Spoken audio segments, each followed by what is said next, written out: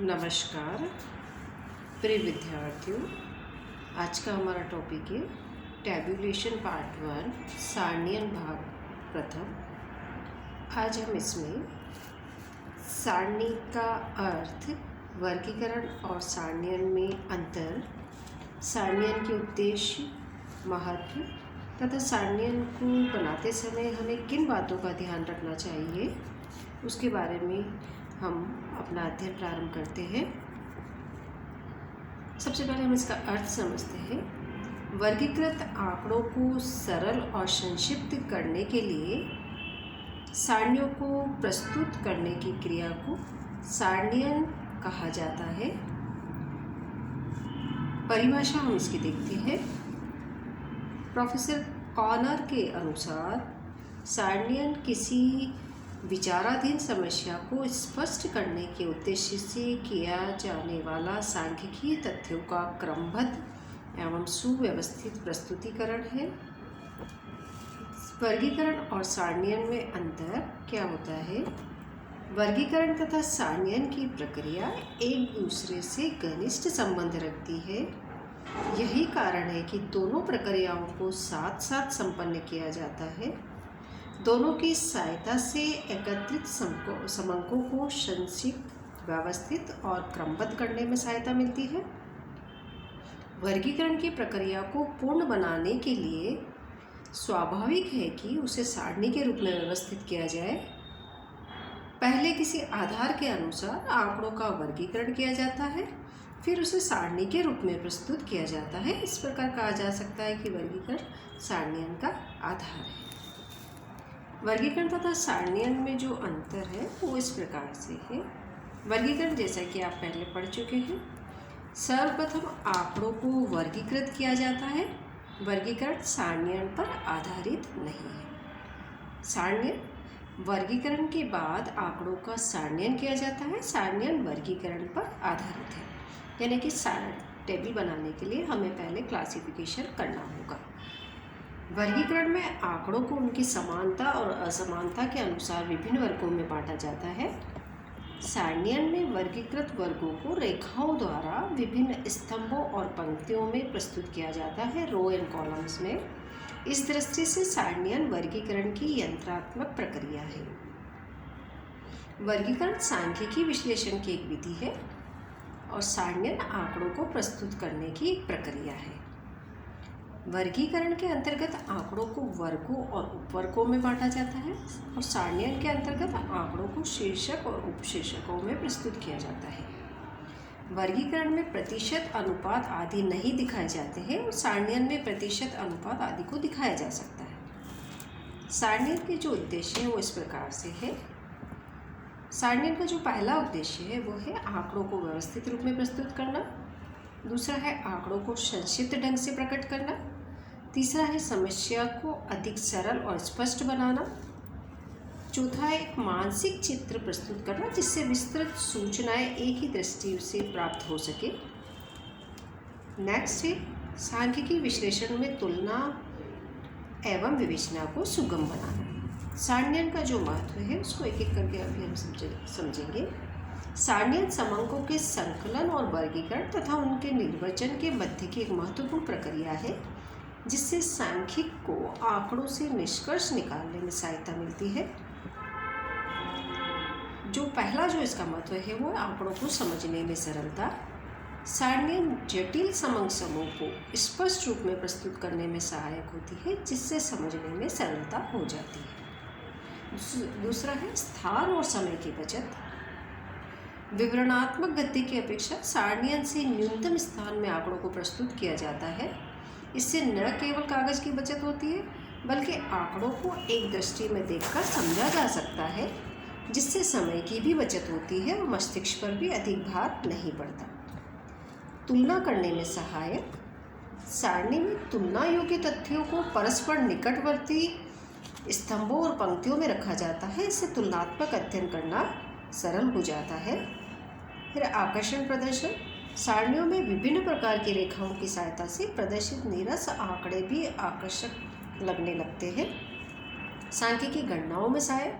सारणीबद्ध तथ्यों का सांख्यिकी विवेचन जैसे केंद्रीय प्रवृत्ति, अपकिरण, डिस्पर्शन, विषमता, स्क्यूनेस, सहसंबंध, कोरिलेशन, निर्देशांक, इंडेक्स नंबर आदि सांख्यिकीय मापों की गणना आसानी से की जा सकती है। वर्गीकरण में सहायक आंकड़ों को वर्गीकृत कर देने से विभिन्न वर्ग की विशेषताएं उस समय तक स्पष्ट नहीं होती जब तक उनको सारणीबद्ध न किया जाए। वर्गीकरण तथ्यों के विश्लेषणों की सैद्धांतिक क्रिया है तो सारणियन एक व्यवहारिक क्रिया है। अशुद्धियों की जांच में सरलता। सारणियन से अशुद्धियों की जांच बहुत सरल हो जाती है। निर्वचन में सहायक सारणीबद्ध तथ्यों का निर्वचन करना सुविधाजनक हो जाता है। ऐसे तथ्यों का रेखाचित्रों तथा आलेखों में प्रदर्शन भी सुगमता से किया जा सकता है। सारणियन की सीमाएं। सारणियन की अपनी कुछ सीमाएं हैं जो निम्नलिखित है। सारणी में केवल समंक होते हैं, उनका विवरण नहीं होता। वर्णनात्मक तथ्यों को सारणियों में प्रस्तुत नहीं किया जा सकता। वास्तव में सारणियाँ जो डिस्क्रिप्टिव होती है प्रतिवेदन का पूरक रूप कही जा सकती है। सारणी को समझने के लिए विशिष्ट ज्ञान की आवश्यकता होती है। एक सामान्य व्यक्ति सारणी में प्रस्तुत सूचनाओं से कोई निष्कर्ष नहीं निकाल सकता। सारणी किसी विशेष महत्व के वर्ग को कोई विशेष महत्व नहीं दे पाती। नेक्स्ट हम देखते हैं सारणियन के नियम। सारणी की रचना करना अनेक प्रकार से एक कला है जिसके लिए व्यावहारिक ज्ञान की आवश्यकता होती है। इसकी रचना में कल्पना शक्ति तथा तकनीकी की श्रेष्ठता की आवश्यकता है। सारणियन के सूक्ष्म नियम जिनका प्रयोग सभी दिशाओं में हो सके निर्धारित करना कठिन है। इनको दो भागों में विभाजित किया जाता है। सारणी के ढांचे संबंधी नियम और दूसरा है सामान्य नियम। सारणी के ढांचे संबंधी नियम को हम देखते हैं, जिसमें पहला है संख्या। प्रत्येक सारणी की संख्या सारणी के सबसे ऊपर लिखी जानी चाहिए जिससे कि सारणी का पता लगाने में आसानी हो जाए, मतलब टेबल का नंबर हमें लिखना चाहिए। शीर्षक, टाइटल। प्रत्येक सारणी का शीर्षक सारणी के ऊपर लिखा जाना चाहिए। शीर्षक संक्षिप्त, स्पष्ट तथा स्वयं परिचायक होना चाहिए। इस प्रकार का होना चाहिए जिससे कि निम्न बातों की जानकारी एक ही दृष्टि में हो सके, जैसे सारणी की विशेष सामग्री क्या है, किस अवधि से उस सामग्री का संबंध है, किस आधार पर सामग्री का वर्गीकरण किया गया है और तथ्य किस क्षेत्र से संबंधित है। शीर्षक बहुत लंबा न होकर और छोटा रहे तो ज़्यादा अच्छा होता है। स्तंभों और पंक्तियों की संख्या यानी कॉलम एंड रोज का जो नंबर है वो कैसे करना है। स्तंभों और पंक्तियों की संख्या सारणियन के उद्देश्य एवं प्रस्तुत तथ्यों के वर्गीकरण और आकार को ध्यान में रखकर निश्चित की जानी चाहिए। यदि संभव हो तो प्रत्येक स्तंभ पर क्रम संख्या लिख देनी चाहिए। स्तंभ और पंक्तियों की शीर्षक, स्तंभों के शीर्षक जिन्हें उपशीर्षक कहा जाता है तथा पंक्तियों के शीर्षक जिसे अनुशीर्षक कहा जाता है अत्यंत सूक्ष्म तथा स्वयं परिचायक होने चाहिए। रेखाएं खींचना और रिक्त स्थान छोड़ना।